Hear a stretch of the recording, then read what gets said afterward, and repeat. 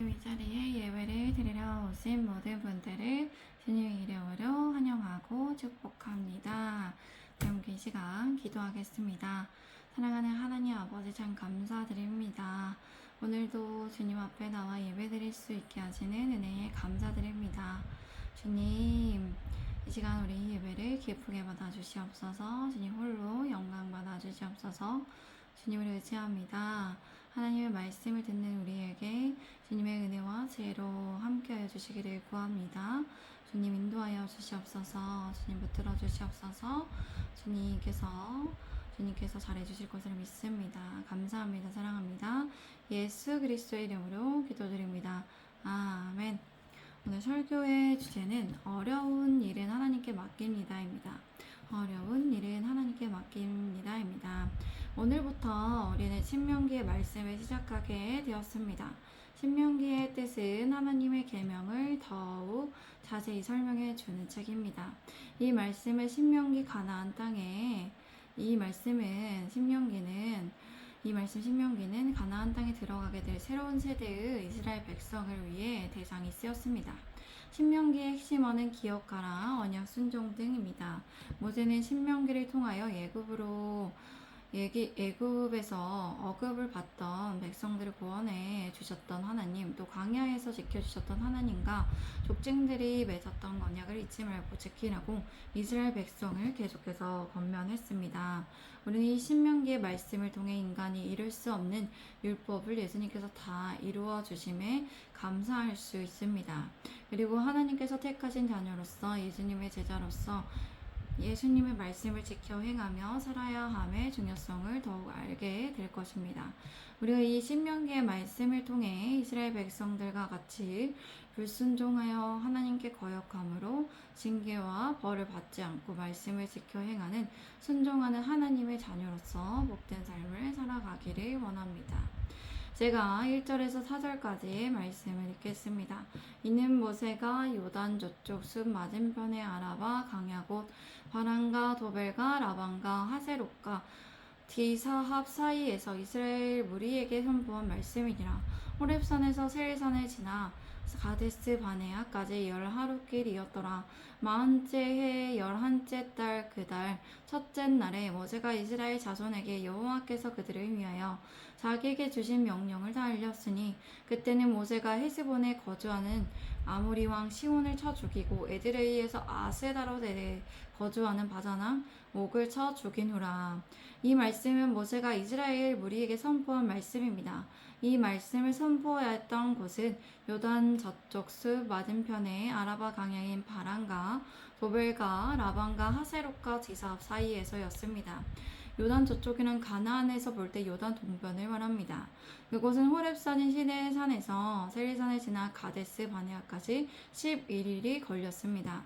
이날은 애굽을 떠나 이스라엘 백성이 시내산과 가데스 바네아 지역에서 여행을 했던 기간입니다. 그 기간은 40년하고 11째 달, 그 달 첫째 날이었습니다. 11째 달이란 현대력으로 2월에 해당하는 달이었습니다. 그때에는 모세가 헤스본에서 거주하는 아모리 왕 시온을 죽이고 에드레이에서 아스다롯에 거주하는 바사랑 옥을 쳐 죽인 후였습니다. 이때 모세는 하나님 여호와께 받은 명령의 말씀을 이스라엘 자손에게 다 알려주었습니다. 우리 함께 5절에서 8절까지의 말씀을 읽겠습니다. 시작.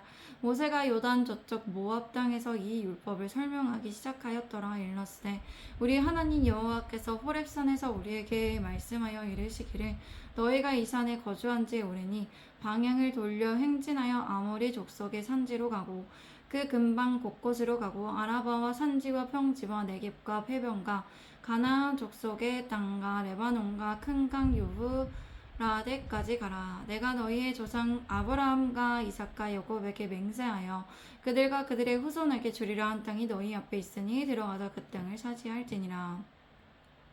모세는 요단 저쪽 모압 땅에서 하나님께 받은 명령의 말씀인 율법을 설명하기 시작했습니다. 우리 하나님 여호와께서는 호렙산에서 우리에게 말씀하여 이르셨다. 너희가 이 산에 거주한 지 오래되었기에 너희가 방향을 돌려 행진하여라. 이스라엘 백성들은 호렙산에서 하나님의 율법을 받기 위하여 1년이라는 긴 세월을 보내야 했습니다. 너희는 아모리 족속의 산지로 가고 그 근방 곳곳으로 가고 아라바와 산지와 평지와 네겝과 해변과 가나안 족속의 땅과 레바논과 큰 강 유브라데까지 가라.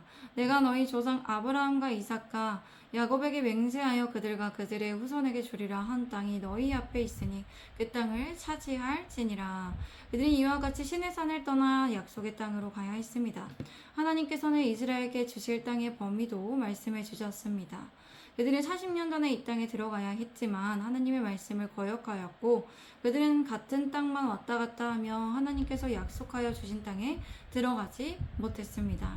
그러나 이제는 그들은 약속한 땅을 차지하기 위해서 현재 머물고 있는 곳을 떠나야 하며 전쟁을 해서 그 땅을 취해야 했습니다.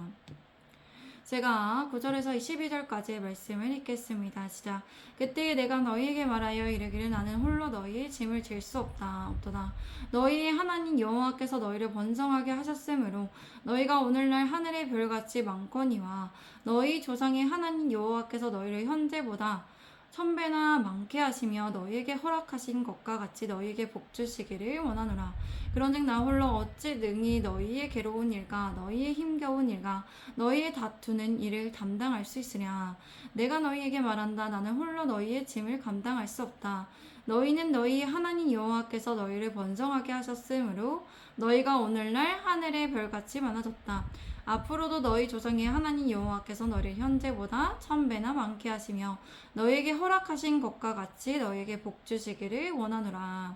그럼에도 불구하고 나는 어떻게 홀로 익숙하게 너희의 괴로운 일과 너희의 힘겨운 일과 너희의 다투는 일을 담당할 수 있을까를 생각한다. 이때 이스라엘 백성의 인구는 200만 명에서 300만 명으로 추정할 수 있습니다. 하나님께서는 그들에게 많은 축복을 내려주셔서 그들의 인구가 매우 많아졌습니다. 그런데 사람이 많아짐에 따라 여러 가지의 문제가 있었습니다. 심리적이고 육체적인 부담들이 생겼습니다. 우리 함께 13절에서 16절까지의 말씀을 읽겠습니다. 시작. 너희의 각 지파에서 지혜와 지식 있는 인정받는 자들을 택하라. 내가 그들을 세워 너희 수령을 삼으리라 한즉 너희가 내게 대답하여 이르기를 당신의 말씀대로 하는 것이 좋다 하기에 내가 너희 지파의 수령으로 지혜가 있고 인정받는 자들을 취하여 너희의 수령을 삼되 곧 각 지파를 따라 한부장과 백부장과 50부장과 10부장과 조장을 삼고 내가 그때 너희의 재판장들에게 명하여 이르기를 너희가 너희의 형제 중에서 송사를 들을 때에 쌍방 간에 공정히 판결할 것이며 그들 중에 있는 타국인에게도 그리할 것이라. 너희는 너희의 각 지파에서 지혜와 지식이 있고 인정받는 자들을 택하라. 내가 그들을 세워 너희 수령을 삼으리라. 너희가 내게 대답하였다. 당신의 말씀대로 하는 것이 좋겠습니다. 그래서 내가 너희 지파의 수령으로 지혜가 있고 인정받는 자들을 받아서 너희의 수령을 삼았다.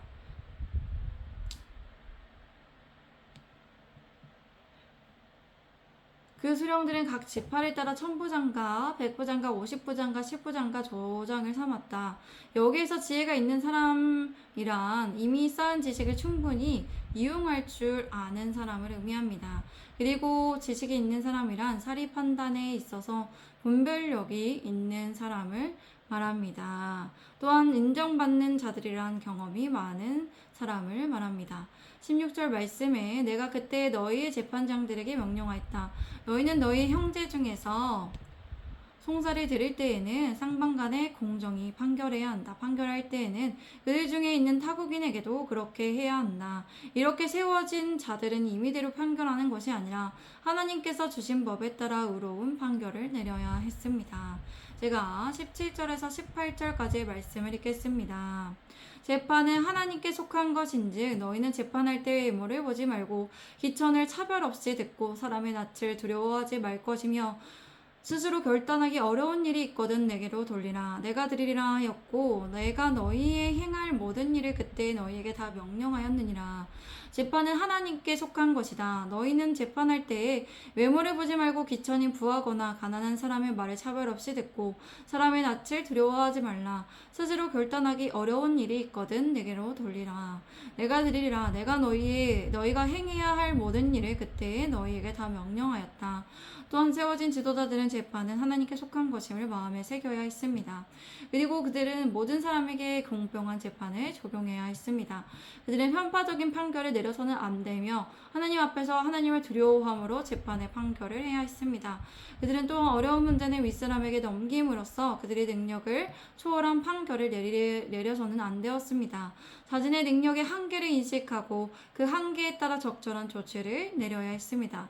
여기에서 어려운 일이란 율법에 언급되지 않은 이슈였기에 어떤 율법을 적용해야 할지가 명확하지 않은 경우였습니다. 이런 경우 모세는 하나님의 직접적인 계시를 받고 나서 판결을 해 주었습니다. 오늘 설교의 주제는 어려운 일은 하나님께 맡깁니다입니다.